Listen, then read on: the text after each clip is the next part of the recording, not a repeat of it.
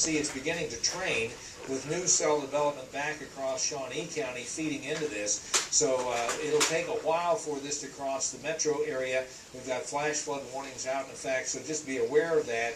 And here's the total precipitation so far, showing that very heavy rains. The radar's not keeping up with what's going on, but 3 inches more or more across Leavenworth County, parts of Platte County, and down into Wyandotte County. So it's going to be a fairly long evening.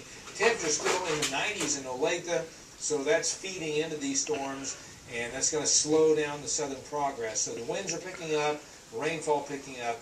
It's kind of a serious situation out there, and we'll keep track of it for you over obviously the course of this storm cycle here, John and Susan. All right, Mike, thanks. Well, town took this snapshot between 4 and 5, showing you the torrential rainfall, mainly north of the river, showers farther south. Jackson County looking like, hey, what's going on? Platte County, Clay County, they can tell you. Even Clinton County and Ray County.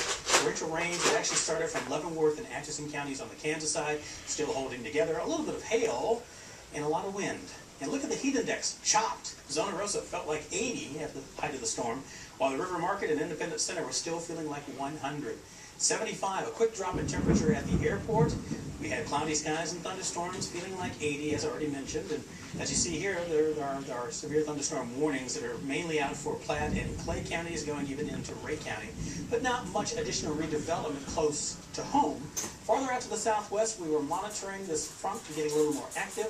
We'll still see periods of showers and thunderstorms during the overnight hours. And once in a while, a heavier cell will drop some more rain and pick up the winds anywhere from 50 to 60 miles per hour. That's the strongest of cells. Later on tonight, they'll probably gel as one large area and dump quite a bit of heavy rainfall on us. So for this evening, still looking for temperatures to drop through the 80s. Looks like the better chances north of the river this go-around. Spotty, hail, wind reports, otherwise humid as you saw. South winds at around 5 to 10.